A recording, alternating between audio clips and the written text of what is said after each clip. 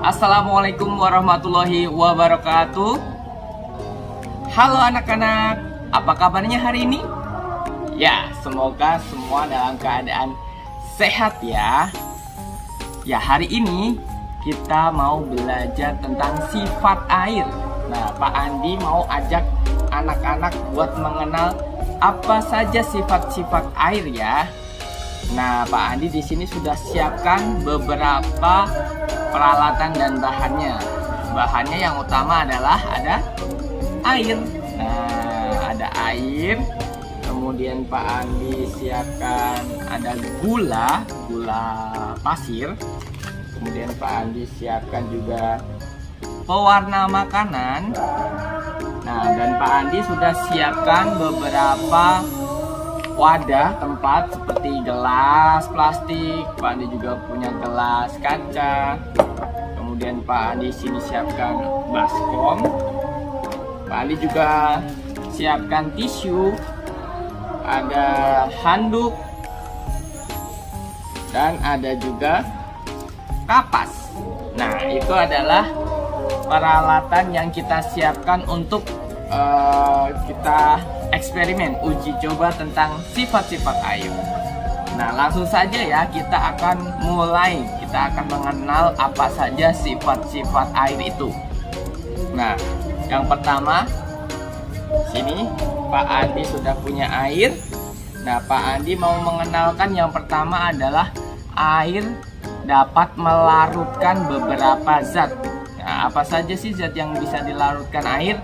Nah, salah satunya adalah air dapat melarutkan gula. Kita langsung saja ya, kita coba apakah benar gula dapat larut dengan air. Oke, Pak Andi ambil, Pak Andi siapkan di sini ya. Nah, ambil saja secukupnya. Ya, ini Pak Andi sudah masukkan gula di dalam gelas. Pak Andi masukkan airnya. Nah, kita coba, kita aduk apakah nanti gula-gula ini dapat semuanya larut. Nah, tidak padat lagi bercampur dengan air. Nah, ini adalah sifat yang pertama, air dapat melarutkan zat lain. Contohnya adalah gula. Nah, ini Pak Andi aduk-aduk sampai gulanya semua larut. Nah, ini dia. Tuh, tinggal sedikit gulanya, artinya sebagian besar dari gulanya sudah larut. Nah, itu adalah sifat yang pertama. Nah, yang kedua, sifat air adalah mengalir dari tempat yang lebih tinggi ke tempat yang lebih rendah. Nah, ini contohnya Pak Andi mau beri dulu ini ya. Kita mau masukkan dulu pewarna makanan di airnya. Ini juga mengulang sifat yang pertama tadi adalah air dapat melarutkan zat tertentu. Nah, kita beri pewarna.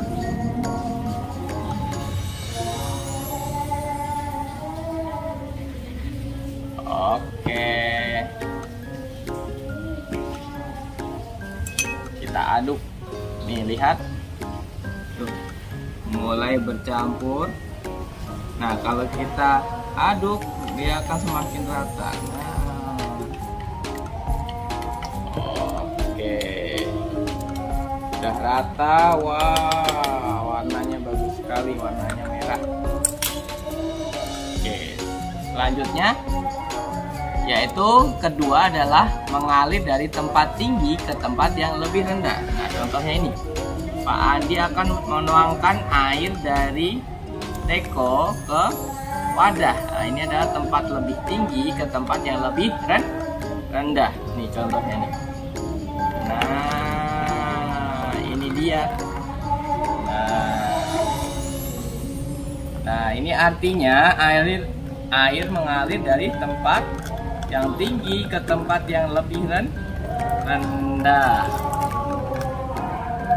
Ya, itu dia. Itu adalah sifat air yang kedua, yaitu mengalir dari tempat yang lebih tinggi ke tempat yang lebih rendah. Tapi ada juga yang ketiga, itu adalah sifatnya kapilaritas. Apa sih kapilaritas itu?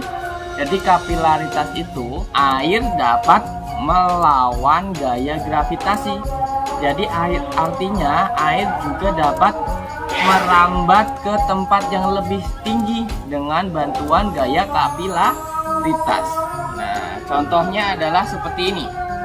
Nih Pak Andi tuangkan lagi ya ke sini. Pak Andi tuangkan ke wadah.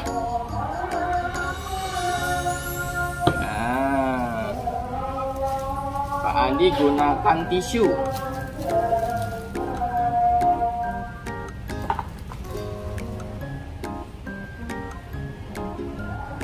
Nah, ini Pak Andi gunakan tisu. Lihat tisunya.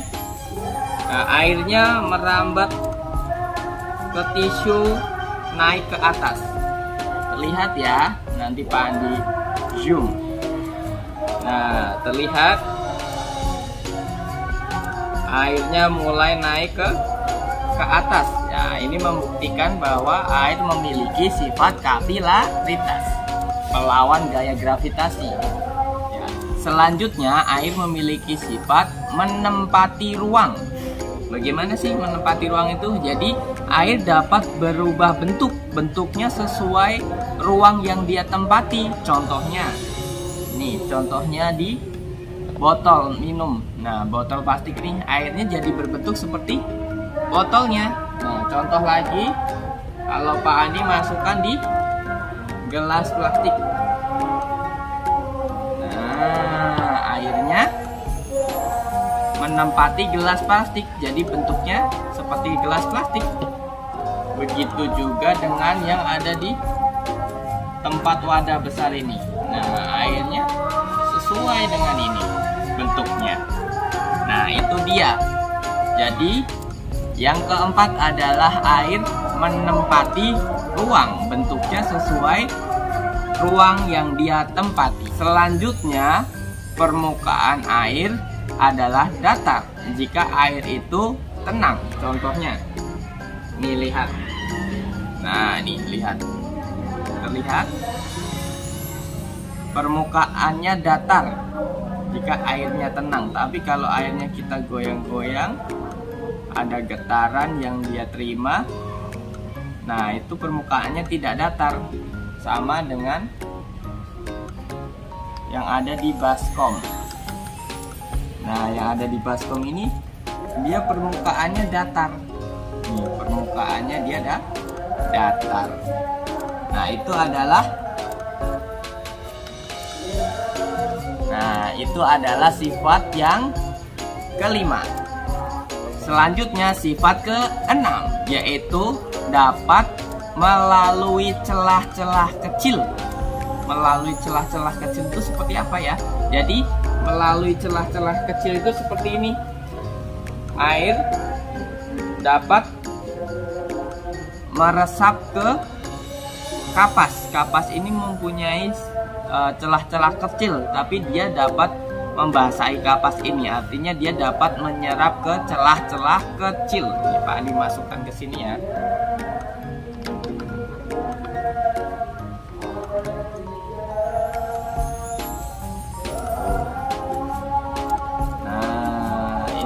Tadi yang membuktikan tentang kapilaritas juga ya. Jadi air dapat naik melawan gaya gravitasi. Nah, ini dia dapat melalui celah-celah yang kecil. Sama dengan handuk juga ini. Contohnya kita masukkan handuknya. Nah, ini handuknya bisa. Airnya dapat masuk di celah-celah handuk. Nah, jadi handuknya basah karena dia masuk di celah-celah kecilnya handuk. Nah, itu dia.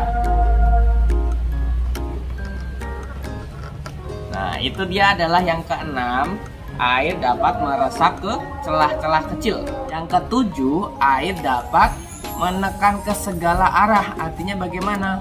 air itu dapat mengalir itu ke segala arah. Contohnya seperti ini. Nih, jika Pak Andi tuangkan air di wadah. Jika Pak Andi tuangkan air di wadah, itu airnya akan berpencar ke segala arah. Tuh, lihat. Ada yang ke kiri, ada yang ke kanan, ke depan, ke belakang, semua arah ya. Jadi airnya menekan ke segala arah. Contohnya juga kalau Pak Andi jatuhkan air ke meja, wah, airnya kemana-mana ya, jadi ke segala arah. Nah, itu adalah sifat yang ketujuh. Ya, untuk sifat air yang kedelapan, yaitu air dapat berubah wujud. Berubah wujud seperti apa? Jadi air dapat berubah wujud. Contohnya, air jika dipanaskan dia dapat menjadi uap air. Contohnya seperti apa? Nih, Pak Andi sudah siapkan air panas. Nah, ini air yang kita panaskan di suhu tertentu akan menjadi uap. Nah, ini kelihatan tidak? Ada uap air yang keluar. Nah, ada uap air. Nah, ini contohnya di sini nih. Ini ada uap air di sini. Nah, ini adalah air panas. Jadi kalau airnya kita panaskan, air mendidih, lama-kelamaan dia akan habis karena berubah wujud menjadi uap air. Nah, selanjutnya air juga berubah wujud dalam bentuk es. Jadi kalau air kita dinginkan di dalam pendingin, contohnya di lemari pendingin, kulkas. Nah, itu airnya dapat berubah bentuk, berubah wujud menjadi es. Nah, menjadi es. Contohnya kalau di dalam gelas kita dinginkan sampai di suhu tertentu kedinginannya, nah itu akan juga beku menjadi bentuk seperti gelas. Nah, itu adalah sifat yang ke-8, yaitu dia dapat berubah wujud. Kalau dipanaskan bisa menjadi uap air, kalau didinginkan dia dapat membeku. Nah, itu dia sifat-sifat air yang sudah kita kenal. Kita ulangi ya, sifat-sifat air yang sudah kita kenal tadi. Yang pertama, air dapat melarutkan beberapa zat tertentu. Contohnya tadi gula kita larutkan ya dengan air. Bisa juga garam, nanti dicoba di rumah. Garam juga bisa dilarutkan dengan air. Kemudian tadi ada pewarna makanan juga larut di dalam air. Nah, kemudian yang kedua yaitu air dapat mengalir dari tempat yang lebih tinggi ke tempat yang lebih rendah. Jadi dia akan menuju tempat yang lebih rendah. Nah, walaupun kemiringannya sangat sedikit, air tetap bisa, dia akan mengalir ke tempat yang lebih rendah, seperti contoh yang kita lakukan tadi. Kemudian yang ketiga yaitu air juga memiliki sifat kapilaritas, yang dia dapat merambat ke tempat yang lebih tinggi dengan bantuan gaya kapilaritas. Contohnya seperti kapas yang kita taruh tadi, di keadaan lebih tinggi dia air dapat mengalir ke tempat yang lebih tinggi. Nah, selanjutnya yaitu yang keempat, permukaan air itu datar jika airnya tenang. Yang kelima, sifat air yaitu menempati ruang. Jadi dia dapat berubah bentuk sesuai ruang yang dia tempati.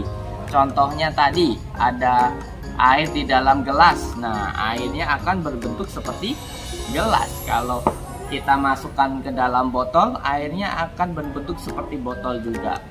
Apapun bentuk dari yang ditempati air akan mengikuti tempat itu bentuknya. Yang keenam, air dapat menyerap ke celah-celah yang kecil. Contohnya tadi ada kapas, ada tisu. Nah, itu air juga dapat masuk ke celah-celah kecil dari kapas. Di handuk juga sama, air juga dapat menyerap di dalam celah-celah kecil handuk. Begitu juga tanah, kalau kita tuangkan air di tanah, di permukaan tanah, itu air akan menyerap ke dalam tanah. Padahal tanah memiliki celah yang sangat kecil. Nah, yang ketujuh adalah air dapat menekan ke segala arah. Contohnya ketika tadi kita tuangkan air, airnya akan berpencar ke segala arah. Jadi tidak memencar ke satu arah. Nah, yang kedelapan yaitu apa? Ya, yang kedelapan adalah air dapat berubah wujud. Artinya, air dapat berubah wujud. Yang pertama, jika dipanaskan akan berubah menjadi uap air. Nah, jika kita dinginkan, air dapat membeku menjadi es sesuai dengan bentuk wadah esnya. Ya, itu dia beberapa sifat-sifat air yang kita kenal hari ini.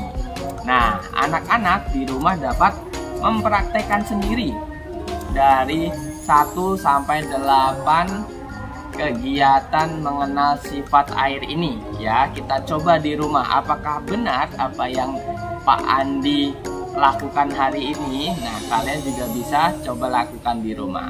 Oke, nah itu saja dari Pak Andi. Terima kasih sudah mengikuti kegiatan eksperimen sifat air ini. Sampai jumpa.